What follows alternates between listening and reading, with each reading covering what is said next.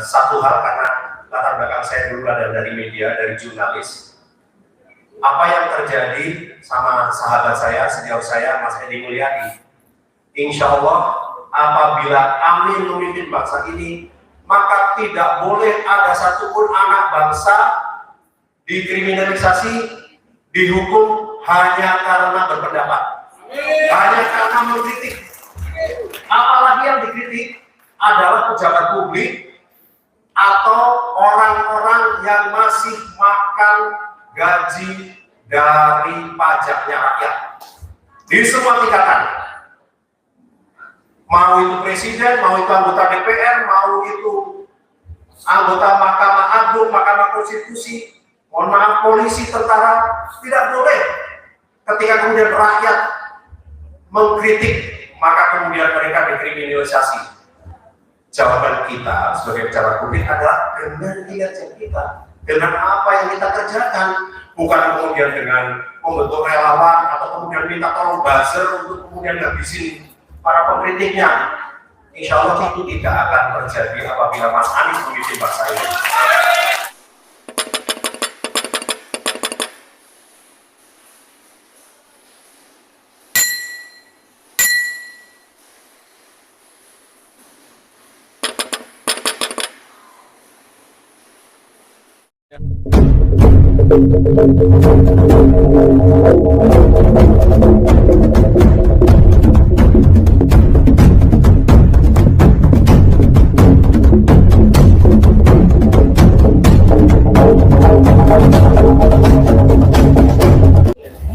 Bismillahirrahmanirrahim. Assalamualaikum warahmatullahi wabarakatuh. Waalaikumsalam. Alhamdulillah, ala rasulahu bil huda wa dinil haq liyudhhirahu ala dini kulli wa kafa billahi shahida. Asyhadu an la ilaha illallah wa asyhadu anna Muhammadan rasulullah la nabiyya ba'da. Ternyata PI. Sudah terjaring, sudah kelihatan. Yang saya hormati, saya muliakan para senior KBPII. Di sini telah hadir Kakanda Jenderal Fakhrul Razi. Kita boleh berikan tepuk tangan buat Kakanda kita. Kehadiran beliau terasa istimewa karena kalau kita ingat tahun 2014, tahun 2019, beliau adalah tokoh pemenangan presiden yang lalu. Jadi insya Allah sekarang dengan semua pengalaman, ilmu, dan wisdom yang beliau miliki, beliau sekarang berada di garda terdepan untuk mensukseskan Mas Anies Baswedan dan Gus Muhaimin Iskandar. Terima kasih kepada Pak Rozi.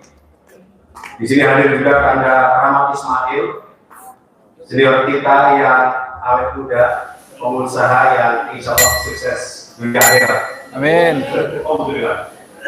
Kemudian Kanda Nasir Zubaidi yang dari dulu konsisten bersama-sama dengan kita, Kanda Suprodi, Kanda Sofat Hadi, ini mantan jenderal polisi juga, yang sekarang menjadi calon anggota legislatif.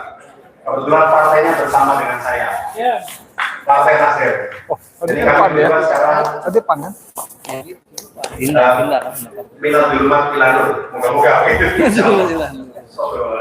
Dan dulu juga, Nur juga, Nur yang lebih baik. Saya alumni Partai Amanat Nasional, jadi kalau beliau alumni Partai Kepolisian Republik Indonesia. Sekarang sama-sama ke Partai Nasdem. Moga-moga Senayan akan diwarnai dengan kiprah Anda Sobat tadi. Kami di Nasdem memanggilnya kakak. Dan tentu saja ada senior yang lain yang saya tidak bisa sebutkan satu persatu, mohon maaf. Terima kasih kepada Sekjen PPK KBPII, Asep Effendi, juga Ketua Menara Perubahan, Mas Asal Nugroho. Tadi Mas Anies secara khusus sudah menyampaikan permohonan maaf dan penghargaan yang setinggi-tingginya atas inisiatif ini. Jadi ini sekaligus menjadi bukti bahwa panjenengan rawuh ke sini dengan ikhlas, tidak berbayar, tetapi dengan sepenuh perjuangan. Wajahnya adalah wajah keikhlasan. Kebetulan saya dari Tegal, jadi kalau di kami karena punya kebiasaan ngomongin apa, dan kurang ya bagi-bagi ibu-ibu. Jadi orang bayaran orang apa, tapi sing genah senajan orang dibayar, ning tidak ternilai. Wah. Jadi saya mengutip apa yang dikatakan Mas Anies. Relawan itu memang tidak berbayar karena apa? Karena nilainya yang tidak bisa diukur dengan bayaran berapapun. Jadi sungguh merupakan satu kebahagiaan bersama-sama di tengah panjenengan semua, karena panjenenganlah yang nantinya akan menjadi ujung tombak dari perjuangan untuk memenangkan Anies Baswedan dan Muhaimin Iskandar atau pasangan Amin ini. Yang saya hormati, tentu saja atas nama tim Amin, kami sekali lagi ingin menyampaikan penghargaan setinggi-tingginya buat KBPI. Inisiatif Menara Perubahan ini moga-moga atau harapan kami nanti akan berujung menjadi deklarasi kebulatan tekad dalam Rakernas KBPI mendatang. Insya Allah ya, Bapak-Ibu sekalian. Iya dong. Kan biar KBPI-nya satu aja.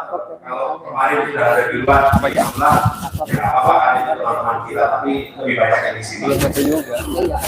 Gitu ya. Saudara sekalian, modal apa? Kesempatan ini saya tidak ingin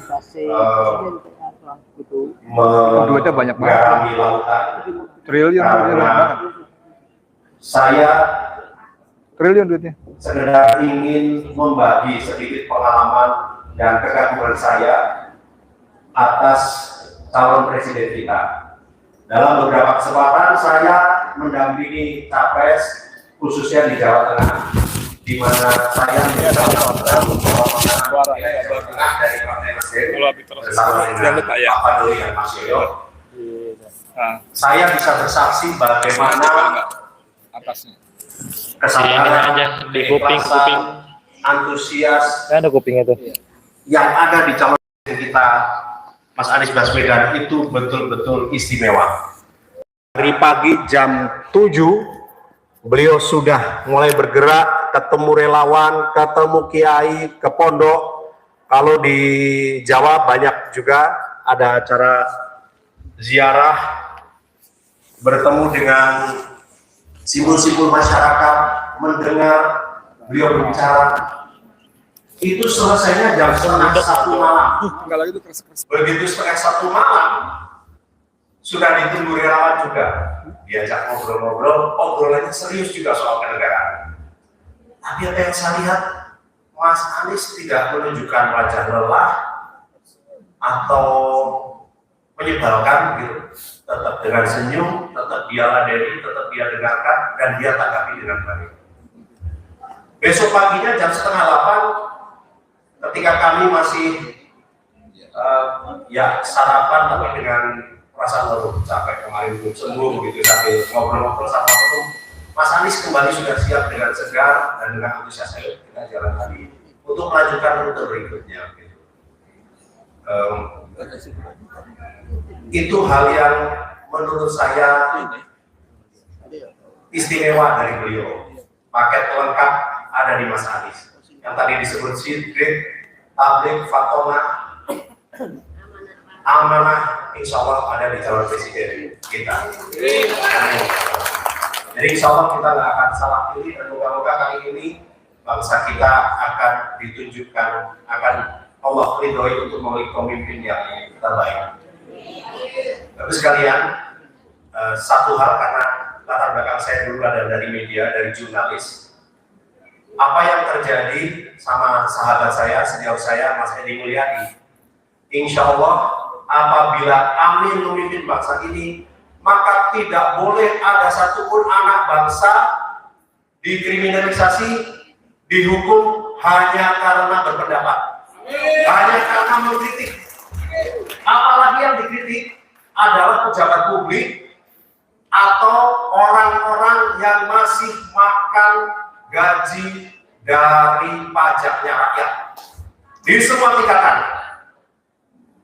Mau itu presiden, mau itu anggota DPR, mau itu anggota Mahkamah Agung, Mahkamah Konstitusi, mohon maaf, polisi, tentara, tidak boleh ketika kemudian rakyat mengkritik, maka kemudian mereka dikriminalisasi atas nama apapun. Itu adalah konsekuensi kita sebagai pejabat publik. Dan itu Mas Anies sampaikan.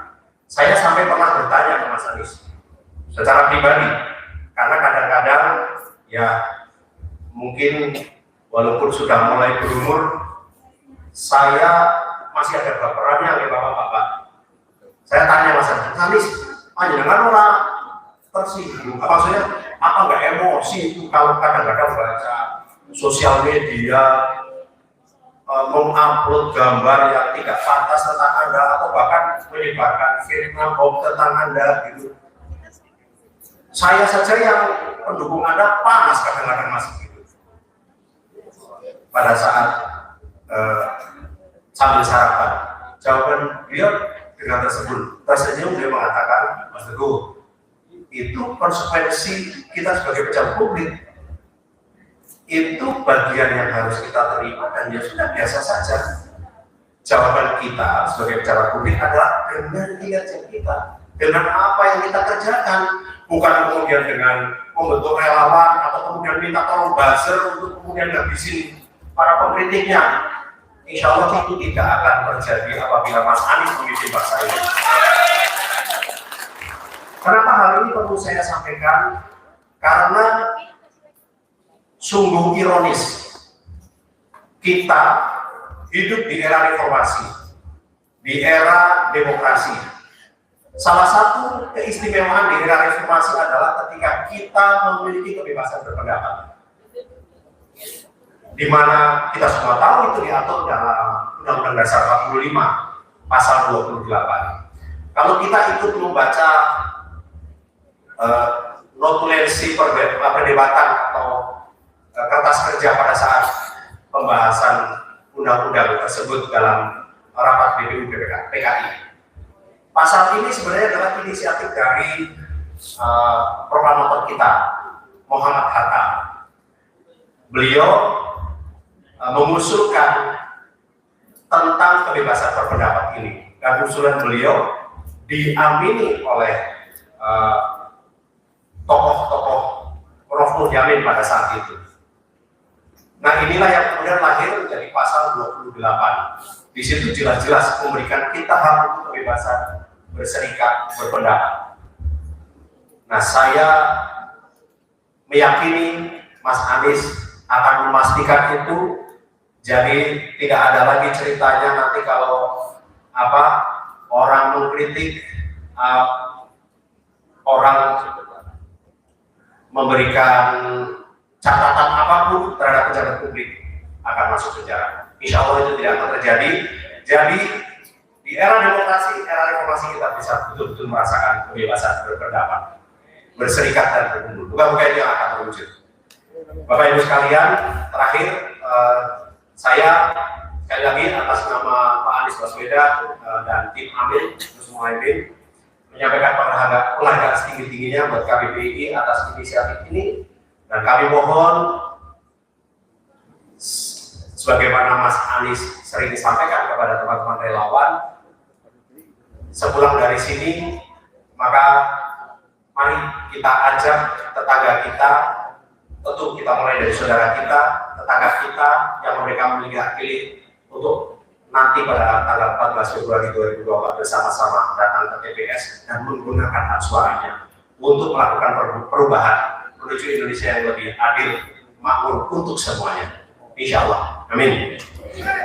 Dan terakhir sekali, tadi Mas Anies sudah menyampaikan pantun. Saya yakin Mas Anies sebenarnya ingin menyampaikan pantun yang ini cuma tadi kelewat. Pantunnya adalah ikan hiu makan tomat. Kalau itu ibu-ibu udah pasti tahu ya, ikan hiu makan tomat itu udah biasa. Ikan hiu makan tomat, I love you so much gitu. Tapi kalau terhadap KBBI, Mas Aris itu ikan hiu makan ubi. I love you bertubi-tubi. Assalamualaikum warahmatullahi wabarakatuh.